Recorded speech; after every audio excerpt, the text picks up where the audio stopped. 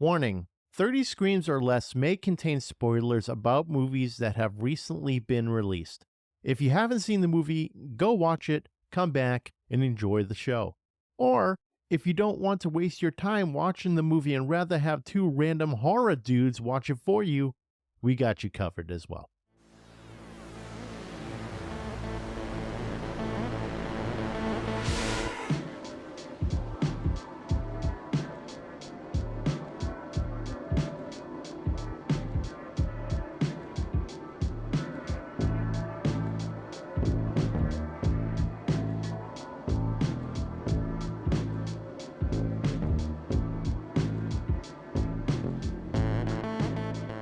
Welcome everyone to 30 Screams or Less, where we review horror movies in 30 minutes or less so you don't have to. So, we got some news here. We're proud to announce we're part of the Shining Wizards Network. Jokes on those marks, we're not a wrestling podcast. But seriously, Shining Wizards Network is a collection of podcasts spanning various different themes. So be sure to check them all out at shiningwizardsnetwork.com. Today, we're fucking late to the party on this one. To be exact, what is it, 15 years late? I don't know, man. This one came out a long time ago. Better late than never, right? 2008. Like 2008. Oh my God. We did say, though, that we review both new and old movies, but like recently it's been a lot of newer movies, so we're going back a little bit. Not too crazy, just a pissed off kid in his teens type age, which is fine. We're just super fashionably late to the party. Yeah, finally decided to go back to an old movie, which is what we said we were going to do from the beginning. Yeah, I mean, we've been lying for 6 episodes now, so we figured we'd fucking do it. Yeah, we've been just, like I said, nothing but new movies. So we got to bring it back to the older stuff. We have to like pay homage. And I don't think a lot of people actually talk about this movie. This movie we're doing today is called Lake Mungo. It's funny. I always get that mixed up with Mundo. I don't know why. I keep looking at it and like, oh, Mundo. No, it's Mungo. But what is Mundo? I have no idea what Mundo is. It just keeps coming up. I don't know. Lake Brondo, Lake Mongo, McMichael. I don't know. Dude, I'm actually shaking my head right now. Wish you could see me. I threw in a wrestling reference. This fucking lunacy from you. It's always lunacy. So I threw in a wrestling reference there to Steve Mongo, McMichael. But that's probably a deep dive. He's a vegetable right now. Oh yeah, Carrot Top. I think he's on his deathbed. Oh well, that's not good at all. And Mick Foley went and visited him the other day. Fuck. Fuck. We said we weren't a wrestling podcast. I know. Okay, now we're bridging gaps here. This is what we're doing, bridging gaps. This is why they asked us to be on the network. Yeah, they need us bridging gaps between wrestling and horror, and then absolute lunacy. That's what we're here for. You know, when Foley visits you, your time is up. He just visited Terry Funk, I believe. Yeah, but Terry Funk's still kicking it, man. Yeah, he's freaking kicking something. He looks like he's about to die. He's kicking out at 3, man. Yeah, it's like 2.9999, just like infinite nines. And God is like, dude, call it a day. Take the fall. Just fucking leave Terry Funk out of this, dude, please. Just leave him be. I don't want to wake up tomorrow and find out Terry Funk shit the bed, because then I'm coming to you. To me? We're going to have a conversation face to face because you killed Terry Funk. I didn't kill Terry. We can't talk about this. We've done too many podcasts where we're announcing the future. So it's not happening. Yeah, you can't edit that out. Edit. Oh, God. All right. Back on track because we tend to freaking go all over the place. But the movie today is Lake Mungo. It was released in 2015, written and directed by Joel Anderson, starring Talia Zucker and Martin Sharp. So this is a movie. 2015. Is it 2015 or am I like... Dude, we talked about this like 30 seconds ago. It came out in 2008. Fuck, dude. That's right. It's not 2015. It's like 2008. And I see... 15 I need a years. new co-host. I'm done. I resign. I don't pay attention to anything, clearly. Listen, Vince. Hey, at least I can write background correctly. You're fired. You wrote background. That round back. Okay. What is this podcast about? I forgot already. Oh, it's about horror movies, and we're going to get into it. This movie's called Lake Mungo. We're going to get into it now. 30 Screams or Less starts now. Corey, what did you think of Lake Mungo? So this movie has actually been on my radar for a long, long time. Again, came out in 2008. I can't say I even knew about it back then, but I wanted to watch it for a while. And now that we have this podcast here, I've decided to go off the watch list. Yeah, this movie was another one of those fucked up movies that gave me kind of the same vibes as Speak No Evil. Yeah, it was very odd. It had to do a lot of ghost stuff. And I was weirded out at first because it looks like a documentary. You're looking at it, you're like, oh, geez, this looks like just a standard ass documentary, but it's completely fabricated. It's like an actual movie made to look like a documentary. So I'm watching it, I'm like, is this real? Is this a joke? What the hell's going on with this? It was unsettling at first because another movie with a kid dying. Shit, fuck, again. So Oh yeah, my I mean, God. that's like the whole premise of the movie is this family's daughter just goes missing for a while. The search party gets sent out and they find her floating face first in a lake. And she's been dead for a while at that point because her body's already started decomposing and everything. And eventually they found her. Yeah, dead and bloated. Just like that. Yeah. Yep. So Just like that, right? Yeah. Okay. that's the whole gist of it. Basically, the family's trying to figure out what happened. And like Steve mentioned before, it's documentary style. So they're interviewing the family and everything, trying to see where the girl last was, like what they knew. And that's sort of about the whole vibe of the movie is the parents, the family of this girl didn't know who their own daughter was, like what the shit she was into. Oh yeah. Some of the stuff that she was into was a little interesting. I don't know how in depth we can really go about this without probably putting on a disclaimer on this podcast. We're going to do it But anyways. We're going to do it anyways. We shoot for constantly getting canceled. Yeah, Or we're trying. we're trying to get kicked off all those podcast networks. It's not happening. I guess freedom of speech is still all right these days. Yeah, the Shining Wizards Network asks us to be on and cancels it after one episode. Please don't do that, Matt and Tony, please. Let's go. No, okay. No, don't cancel us. Not yet. Come on. We just formed this relationship. Like I think we're okay. We're fine. Hey, we survived Screambox. They're still talking to us, so that's a good thing. That is a good thing. I'm surprised they're still talking to us because we didn't shit on that movie too bad. Like you said, we did it tastefully. Tastefully. Exactly. We shit on the anchor tastefully. We're critics. We offer our opinions. That's how it is. Not everyone could be amazing, you know? Can't be perfect. Nothing's perfect. We forgot to mention this movie's on Shudder. You can watch it on Shudder. That's right. We're going back to Shudder this time. You can watch this movie on Shudder. So if you don't have Shudder, get it. It's like freaking $3.75 a month or something. Back to My Lattes. Costs less than that. So check it out. I highly recommend it. It's very cool. But yeah, at first I was very confused on what the hell I was watching. Actually, I went into it blind. I didn't watch any trailers. I didn't even read a synopsis, nothing. I just was like, all right, you know what? We're going to review it. I'm going to watch it. And then I was confused as to why I was watching a documentary. I thought I was watching a movie, but it's done so well as a documentary, a fakementary? A fomentary? What do you want to call it? We'll go with what you just said. I'm not gonna. You can be the only one making up words on this podcast. That's what I do. I make up words. I make up things that don't make sense. Fomentary, F-A-U-X. You could pronounce other names really well that are not in English. I was actually talking to a coworker of mine and I have a little bit of a lisp and she's like, you could use that. People have lisps like that and it makes them better for saying things in different languages. So maybe that's how I'm able to see those names and be like, all right, I'm going to take a stab at it. And it sounds close. Maybe that's why. So basically we just have to start watching more foreign films so you can really make use of your talents. You're damn right. Yeah, I need to shine somewhere on the Shining Wizards Network. Oh, plug. Yeah. It's fucking just casual plug now. Yeah, just casual plugging, straight plugging. So back to the movie here.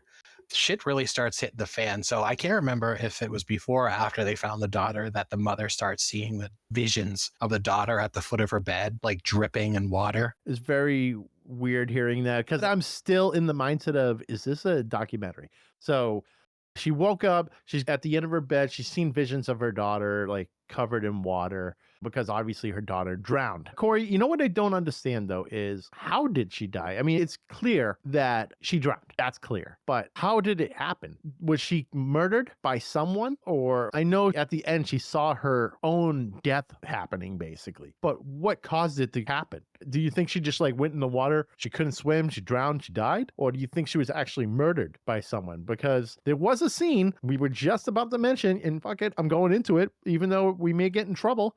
It was a sex tape between a married couple and an underage girl in the movie. Obviously, this is completely a movie. It's not real. That's not something you can just simply release in theaters. It was a scene between the married couple and the girl who died, and they were thinking that maybe the husband did it, but I So don't know if that's the case. Yeah, let's can you clarify here? actually going to clarify the girl was not having sex with her parents. She was having sex with her neighbors who Oh, she babysat for. yes, that's way more important to point out.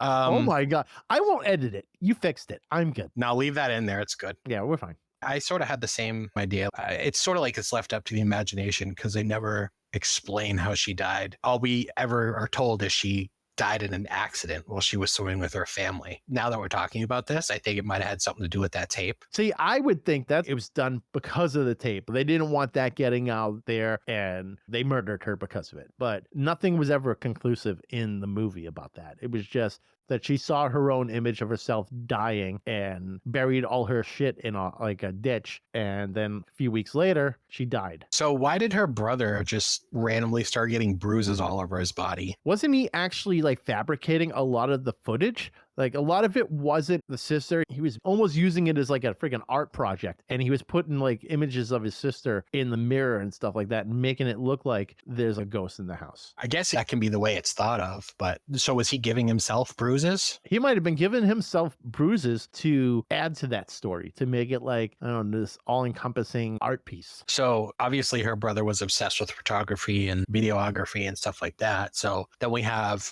that scene where Matthew, the brother, he's taking the same photo of his backyard for several years from the same angle. And eventually Alice starts appearing in the background of these photos and different spots of the backyard. Yeah, so I couldn't tell if that was him doing that or if it was actually happening. This is where the movie kind of blurs those lines of did it happen, didn't happen, because he did some editing, but I don't think he did the editing for that one. Am I mistaken here? Because I feel like I'm getting a lot of that portion mixed up because I've watched it twice and I think I was still having some trouble understanding the role that was being played in the ghost appearing against what the brother was doing. Yeah, I mean, at this point, it's kind of like the brother kind of fabricated the whole thing. Like, obviously, the sister died, but I don't know if he made up everything else, you know? Part of me thinks that he did make up almost everything else, but of course, this movie contained a seance because we all know seances, pretty good idea, right? Yeah, fuck it. Why not? Let's try and bring him back. It works so well in Hereditary, right? So yeah, why not do a seance? Every time I see a seance in one of those friggin' movies, I'm like, yep, shit's about to go down every single time. I don't even remember this. You don't remember the seance part between Ray and the mother and the father and son? Not the at Holy all. Ghost? This is gone. It's not the memory anymore. No, you lost it? Yeah, it's gone. Oh, that's okay. It was like a brief part where the father didn't want to do it and the son was open to it. The mother wanted to do it. And so they had this seance session with that guy, Ray. And I think Ray was just a freaking... What were those guys back? The fake doctors back in the day walking around giving their elixir with their friggin' Snake oil wagon wheel. whisper. Yeah, the snake oil whispers there. The snake oil whisper? I don't know where that came from. Snake oil salesman. A snake oil salesman. I Bro. don't know what a snake oil whistler is. I've never heard of that. Get a fucking Q-tip and listen to what I'm saying. My hearing's fucked. It's been... Hey, you're the one that finally got me to wear fucking earplugs after going to shows for 30 years. Isn't it glorious that now you Yeah. can hear things and walk out and go, oh, my ears aren't fucking straight buzz. Yeah, but it's probably too late now. Oh, yeah, there's no turning back once your hearing's fucked. Yeah. I know. Like, my hearing's fucked. I bet you these earplugs are fucking, like, blazing loud at the moment. And I'm just like, oh, this is fine. Nah, it's fine. Our ears are fucked. It is what it is. Oh, no, I fucked our ears earlier when I turned up the audio to our podcast commercial to 150 decibels. Dude, that was like that Judas Priest concert we went to. So that was the last straw, by the way, when I decided earplugs were necessary is when we saw fucking Judas Priest this summer. Yeah, because I was wearing them. I'm like, oh, I'm fine. You're like, what? I was like stone cold all over again. Yeah. What? Another wrestling reference. There you go, Shiny Goods. But yeah, Bridging gaps. earplugs. 30 screams or less, bridging gaps since since 2023. We're gonna say 1998. Yeah, I was gonna say that. Shit, then this movie hadn't even come out yet. Yeah, you're right. We would be talking about the future right now, which brings me back to we always do that is talk about the future. But yeah, this girl saw her future of her dying, and they went through this whole tape. It actually ended up turning into a found footage thing towards the end. And they found footage of her out with her friends by Lake Mungo, and they got a small glimpse of the image of the daughter dead. Dude, Even that was like the most terrifying part of the whole film for me was when Alice was walking through Lake Mungo and she came upon herself as a ghost, all fucking dead and mangled and shit. yeah, But you think it was almost like done like a jump scare. It was like the single jump scare in the movie where she sees herself dead. Yeah, you think that's scary? Try listening to it with headphones on. I'm Mm. sitting here, I'm like, oh, I'm just signing something. Oh, like what? Because of like it's ambient music going on in the background. And I'm thinking, oh, whatever, it's fine, you know. And then all of a sudden that pops up, and then my eardrums are fucking blown out. Yeah, and the audio gets really loud at that part too. So I can imagine you're bleeding from the eardrums. Yeah, like more than I usually am. Just every day, constantly bleeding from the eardrums. What? Just So all day. So when Alice is walking through the Lake Mungo there and she sees the ghost, is that like, was it at that moment when she decides to bury all her shit in the ground? Yeah, I think that was it. She decided to just bury all of her shit in the ground. Didn't make sense to me though. Why bury all your shit? Like, why not just take it with you and be like, oh, I just saw my future. Help. Show Yeah. people your phone and be like, I don't know what to do with this. Not only that, but I don't remember how they found her phone. Wasn't there like a bracelet or something too that her parents found after the fact? I don't know how they knew where that stuff was when it was buried underground. Oh, well, they somehow managed to get a video of that night from one of the friends, and they saw that she was digging by a tree or like underneath a tree. And that's where she put all of her stuff. And I guess like on her phone, it showed the vision of herself dead. That's how that happened. All right, that makes sense. She had a fucking Nokia. It was a Nokia phone. How was the video footage that good? I don't know. Maybe like it was That a shit wa- sidekick. That shit was in like 4K. See, it's bullshit. This is supposed to be a found footage now, and now we're getting like no pixelation. Give me a break. Fucking bullshit. It's not even real anymore. I know what it's like to have an LG Voyager. That shit isn't great. It's nothing but pixelation. What she had was better than mine, and no pixelation and looking like 4K bullshit. Yeah, but you have an bullshit. iPhone, so I do now, yeah. that's but your problem. That's my problem. I have a little guy. I have the iPhone 13 mini. Is that a small phone? I don't know. It is. It's a very small phone. When I put it up to my girlfriend's phone, I definitely get emasculated. That's what does it. Yep, that's what does it. Hers is a brick. Mine is a little dainty flower. It fits in your tiny little bitch hands. It does. Hey, I'd like to be able to like move my phone around my hand and reach each side of the screen as opposed to being like, fuck, I need a 3-foot ruler to send a text. Sounds like a personal problem, my friend. Yeah, my hands aren't 3 feet wide. Oh God, why? I don't know. We're going off the rails here again. We should but just talk about porridge again. talk about porridge. Yeah, that's right. Oh God. That was absurd. Why were we talking about porridge? Oh, isn't it because like we needed money and we're broke? mean, and I was yeah. just like, I'm just gonna feed myself porridge or whatever. I don't know, man, but I like where you're going with this. Yeah, we need money. We're starting a porridge restaurant. Porridge restaurant? Could you imagine? We'd get so many like Oliver Twists coming in. Benjamin Buttons. Yep. We're just like serving our fancy bougie porridge with our freaking steel tabletops and shit, looking like we're Chipotle. And then you got fucking dance numbers coming in. Kid being like, please, sir, I want more. And I'm like, more what? You just got here. I go, okay, more. And then they break off into the freaking dance numbers. So let's go back to the sex tape here. God, why? You want to go back to So when the mother was it the mother that's walking around their house, right? Were they in bed or something and she hears like noise in the house. Mm-hmm. And she's walking around the house trying to find out where this noise is coming from. And she finds the neighbor snooping around the daughter's bedroom. Yeah, a little sus. And Definitely then- a little sus. Was it a safe or something in like the fireplace in Alice's room? that Yeah, had it was this a safe. tape or something in it. Yep, in the safe was Alice's little sex tape.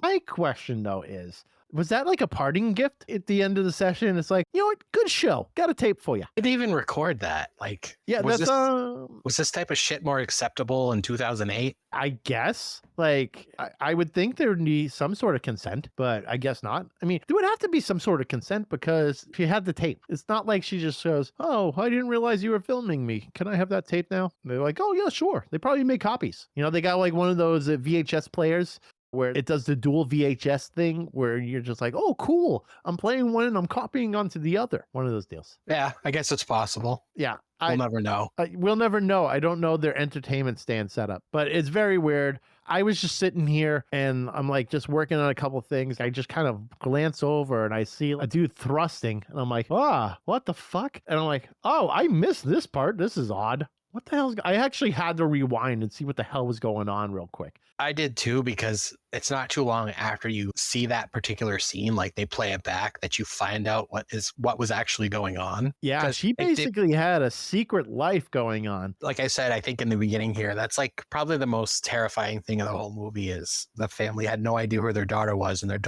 she was 15 years old. Mm-hmm. Like, I don't remember if they alluded to her doing drugs and all that shit, but like she was definitely rebelling against her parents, I guess. Oh, yeah. And that tends to be the case. Usually when you're 15 years old, you're rebelling. You want to do your own thing. You're like, fuck you, mom. Fuck you, dad. And you're just doing that bullshit. I think we've all done it at some point. I like to think I was okay, but I definitely had my fucking moody moments. But yeah, I think we all do as teenagers. We're just pissed off. We're all filled with friggin', I don't know, semen and whatever. And then we're just all hopped up. But yeah, I think that's what happened. She probably just had that crazy side of doing all those things. And obviously, as a teenager, you gotta fucking tell your parents that. You could be like, hey, mom, guess what I did today? I had a threesome with a married couple. Yep. With the neighbors. Yeah. Listen, so funny story. I was babysitting the kids, and then all of a sudden, my clothes are off. Just started banging the kids' parents. Yeah, it sounds like a weird little adult film. We filmed the whole fucking thing, and the tape is in the fireplace in my bedroom. Yeah, so weird. But, kids do that. They do crazy shit. So sometimes it's best to be like, yo, keep it in the house. Don't bring the friggin' married couple in. And then all's good, I guess. That was really the most fucked up part of the movie. Yeah, I think that was the most fucked up part. Okay, so now, Corey, kids dying and a sex scene. We just got both. That's like the common theme of this podcast. I woke up the other day to a text from my friend Ryan. It just said, no dead kids, finally. I forget what episode it was. Oh, it was about the menu because I said, finally, no dead kids. Let's go. That was a good episode. I mean, they're all great episodes. I like doing this, but it's funny that we just constantly have this theme of kids dying. Okay, let's say we review a bunch of Jason movies. He's just killing kids left and right. That's common for him. So we're going to have to be like, we'll review Friday the 13th movies and be like, oh, shit. Okay, well, a bunch of kids die in this one. Not just one, but fucking 8 of them. Yeah, Jason didn't give a fuck. No. He definitely didn't. But also, all those kids looked like they were in their friggin' mid-20s, early 30s. Well, he died when he was, like, how old was he when he died? Because the camp counselors were too busy banging. God, I think he was like 8 or 10 years old. He was a young boy. Kids really dying. Young. Again. Yeah, kids dying. The whole movie starts with kids dying. So, yep. But this is the common theme with our podcast. Sex, kids dying, and rock and roll. And wrestling. I feel like we said in the very first episode that kids dying was something you don't see often. And here we are 6 episodes later, and I think only one of them hasn't had kids dying. You're right. The only movie that like we've reviewed was The Menu, and it was like, that was the only one where kids weren't dying. Again, we fucking lied to the audience. I'm always lying to the audience. God, I'm sorry, audience. But this movie, I liked it. I thought it was very stylish. I think it was ahead of its time, honestly. If you look at it, it's different. It's a mockumentary. Almost. No, not quite, because a mockumentary is like making fun of the Dewey Cox story. That's a mockumentary. But this one, it's a fake documentary, actual movie, a fomentary. I don't know. I'm making up words again. I just assume they're all real at this point. Yeah, just assume that every single movie we watch is reality and nothing's fake. Everything's real. Like all those kids dying, all the ghosts we're seeing, that's real. Everything's real. Sounds about right. Sounds right. Sounds legit. But what do you think about the soundtrack? There wasn't a ton of music. I don't really recall there being a ton of music in this film. Do you? No, I heard some ambient stuff, but nothing that could really go home and be like, oh, fuck, that was good. Maybe I'll check that out on Spotify or whatever. That's another thing I think that really contributed to this film being so troubling or tragic, like that there wasn't music. So you really focused on the daughter disappearing and what we think is this really tragic death. Right. You know what I did wonder about the movie? All the footage in it, because this was obviously, it's not a real movie. It's a movie made to look like a documentary. And you're thinking you're watching a documentary the whole time. all the footage that's in there, we'll say like the divers and the police and newscasters and all these different types of scenes. You have to make those, you have to fabricate all those, or is he just like the director's just going on there and he's just grabbing all sorts of stock footage and just throwing it in and making it look all grainy like it's shot on a VHS tape? It's almost like that's exactly what he did for this. You know, get a bunch of actors or a bunch of fucking nobodies and, you know, act out these scenes. And I'm going to do all the work, all the extra work with those, whatever film lenses they use, all the editing that they use to just make it look like a documentary. Right, because the movie didn't have a ginormous budget. It did have a bigger budget than most. It had a bigger budget than Terrifier 2, that's for sure. The budget was 1.7 million in Australian. What does that equate to US dollars? 1.2 million. Wow, what did you have that? Like, you had that really quick. I knew you were going, so I already hit the Google machine before you even finished a thought. Great minds, man, great minds. Jeez. Box office, $29,850. I'm assuming that's not good. I'm assuming that's a ginormous bomb. Probably. Yeah, I'd say so. Shit. Movies that only make like $1 million more are considered bombs. I'm like, I'll take that fucking $1 million. You kidding me? Shit. Still a return on investment. You're breaking even a little bit, but you're getting a few bucks. But overall, I thought it was a great movie. There were a lot of questions left unanswered, I feel, but I think that's the whole point of it, because a lot of documentaries, let's say your unsolved mystery type deal, those are all documentaries on something happening and there's never really a clear ending. So I think it's meant to be like that because that's what a lot of documentaries are like. Overall, I give it a 3.7 out of 5. What do you give it, Corey? I actually ended up giving this a 4. 4. Okay. I was leaning more on that too, but I don't know why I decided to be so like, I'm going to do a 3.7. You know what? I'm going to revise that because I like where you're going. I'm going to undercut you by a point again, 3.9. God damn it, Steve. I always do it. I don't know. It's like, it's the Price is Right rules. It's whatever. It's fun. The thing is, it was a great movie. It was very unique, very stylish. And I was convinced that it was a documentary at first. It's convincing. It's very convincing. Oh, okay. Google timer's getting mad at me. Okay. Jeez. Oh, it's 30 minutes already? Damn. Yeah, it's been 30 minutes. It happens quick. See, when you like a movie and you have things to say about it, it goes quick. Yeah, though there were more questions asked during this review than answers because the whole movie leaves a lot up to speculation. And that's because it's kind of a documentary style, and all documentaries are like that. Yeah, and I gotta say something about this. So I rewound this part a couple times actually because I didn't see it. But the very end of the movie, when the family is moving out of that house and they're driving away, and someone looks back and you can see Alice's ghost standing in the window. Mm-hmm. That was pretty cool. But was she like actually there? Or was this just like symbolism of her family kind of moving on? Yeah, I think it might have been symbolic to them leaving her at the lake and she dies. And then they leave her again and she's still at the house. So it's almost like kind of coming full circles. And it's like the worst way to come full circles for Alice, because either way, Alice is being left by her family, which sucks. So maybe that's just the common theme, is that her family just keeps leaving her and she just feels isolated. Like she had that life that she couldn't tell her parents about. It almost felt like maybe she was disconnected from them.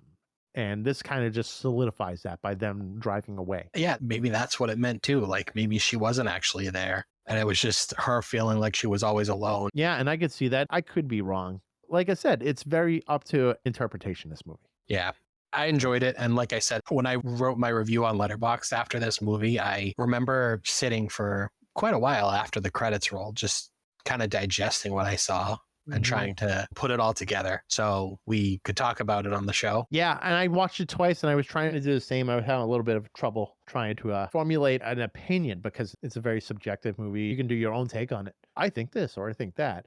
Whereas, let's say you watch a slasher, it's definite. It's like, oh, okay, so-and-so killed those people, and then at the end, the heroine prevailed. This was what caused her to see herself as a ghost and see her death. And why was she the only one that actually saw her death? Why didn't her friends have the same issue? Because they were in the same spot. Was she picked out for some weird reason? The whole thing is just pretty much open-ended. Oh, yeah, definitely open for interpretation.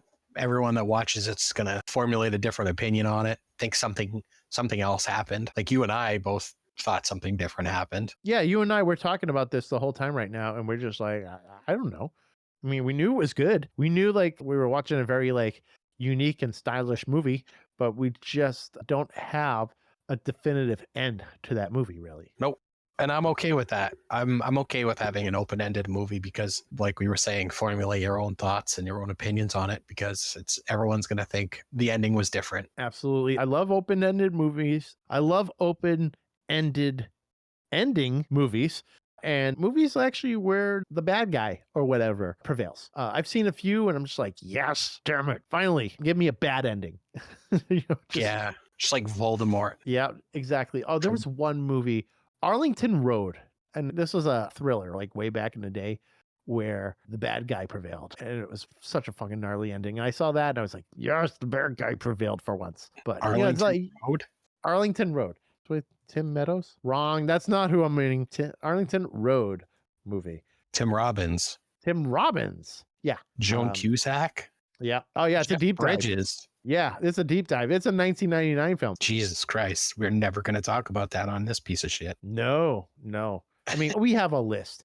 We have this whole freaking crazy list, I'm sure, of movies we got to see. That one is going to be far from now, I'm sure. But who knows? You know what? This kind of transitions into if there's anything you want to see us review, if there's anything you want to hear us review, I had to fix that there because they ain't seeing us yet. We don't have video.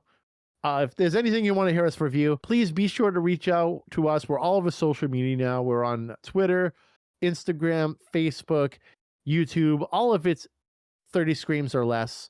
Also, if you go to our website, 30screamsorless.com, we're putting up all of our past shows up there with transcriptions, everything like that.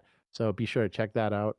Corey, I think we can actually start wrapping it up here because we've hit our 30 minutes. We've gone past our 30 minutes. I mean, I was going to say, yeah, we could keep going, but I think we've got our point across. We gave our review. We can take the pinfall and get out of here. Call it a day. I'm ready to kick out.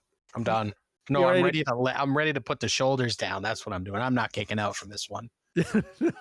No, until next episode, we'll kick out. But yeah, this one, we'll take the 3 count. We'll move on and everyone will see us again. Once again, everyone, thank you very much for listening to 30 Screams or Less. Be sure to check us out all over social media again. And if you listen to us on any of the services like Apple Music, Spotify, whatever, be sure to leave a glowing review. So that way it bumps our numbers up. People get to see us more, all that good stuff. So if you do that, that'd be fantastic. Yeah, be sure to go tell the Shining Wizards Network guys that you're so pumped that they picked us up too. Exactly. Yeah, check out the whole network, shiningwizardsnetwork.com. And they got a bunch of programs up there. There's like the Shining Wizards podcast, Radioactive Metal, Wrestling Night in Canada, all sorts of things. A lot of it's wrestling based, but they're branching out. You're going to get a bunch of other podcasts. Our logo's going to be up there soon. You'll see. But all right, everyone. With that in mind, thank you all for listening to 30 Screams or Less. I'm Steve. And I'm Corey. And have a good night.